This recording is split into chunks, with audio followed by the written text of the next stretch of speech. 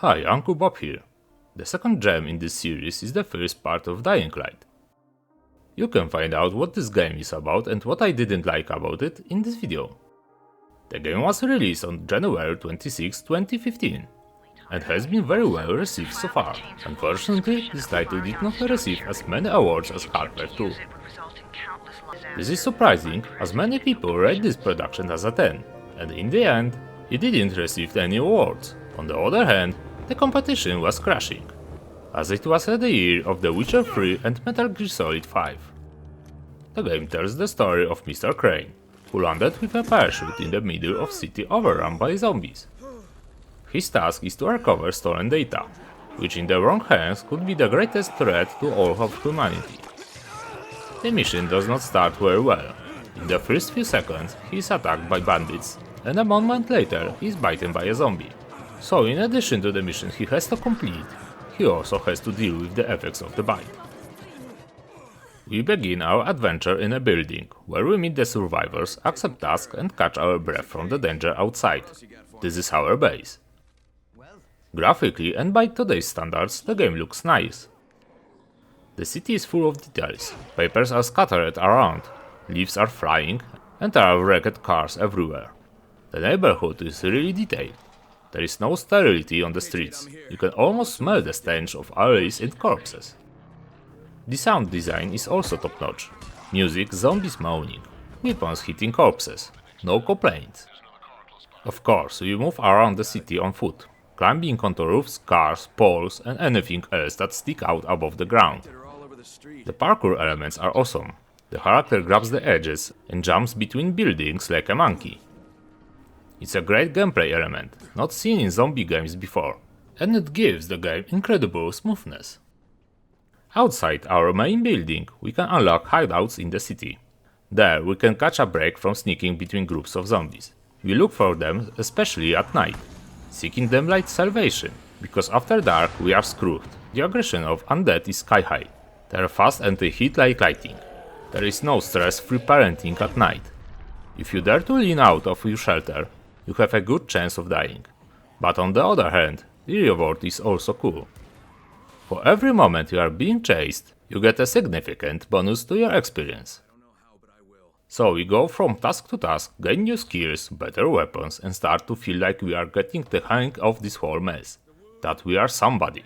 The gameplay is great, a sense of danger, especially at the beginning, lack of resources. Firearms aren't lying around at every turn. We have to be careful because we can die very quickly, even during the day. And this is where I tell you what I didn't like about this game. If it's so great and I praise it so much, what's the problem? There are two things.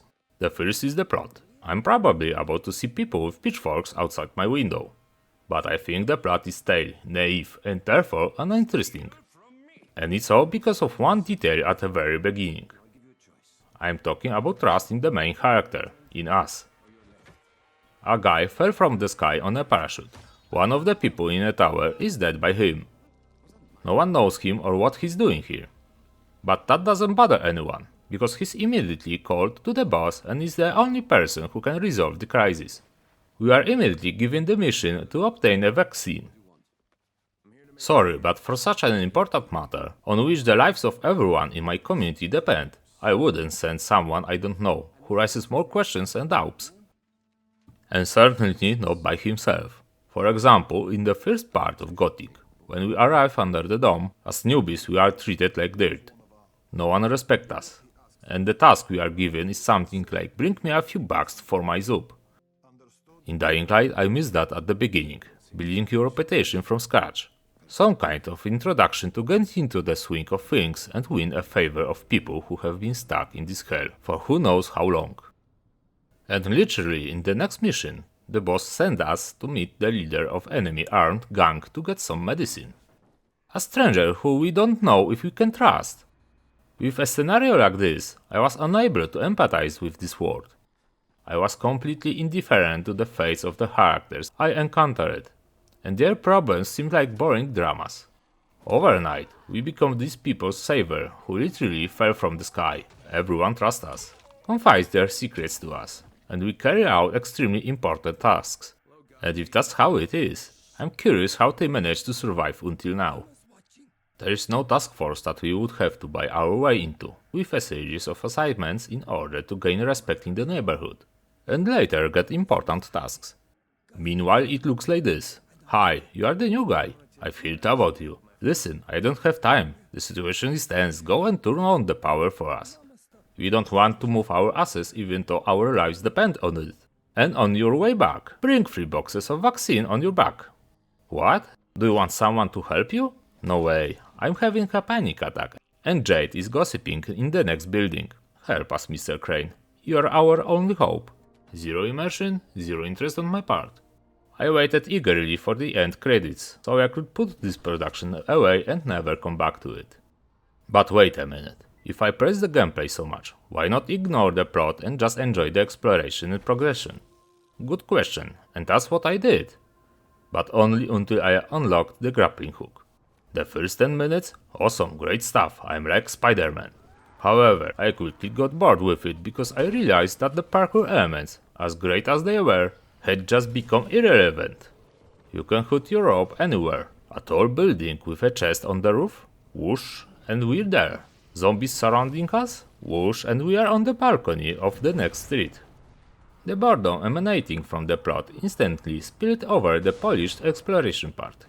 When I played the game for the first time, I had the rope while still in the first city, and I got bored with it there too. When I got to the second city, the rope was helpful, of course, as the buildings there are much taller, but at the same time, I realized that I was missing out the polished map.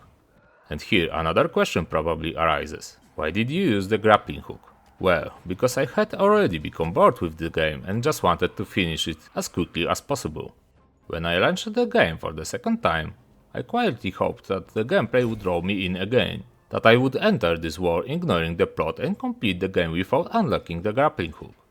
Unfortunately, for the purpose of this video, I spent about 6 to 7 hours with Dying Light, and I didn't enjoy the game any more than I did the first time. Exploration alone doesn't entertain me that much, not in this production, but I miss the feeling of immersion. Without it, I don't have as much fun. Of course, this is not the case with every production. There are exceptions, but in Dying Light, it is at the top of the list. And unfortunately, I still don't care about the problems of the Haram residents. I'm curious to see how it looks in the next sequels, or whether, as a newbie, we get a super important task on the first day, such as repairing an orbital station. Someday I will take the chance and check out what's going on there. I'm sure they are good games. Maybe something will click and I dive headfirst into that world. But one thing I know for sure is that if there's a grappling hook, I won't unlock it. Enough of my whining for today. See you next time.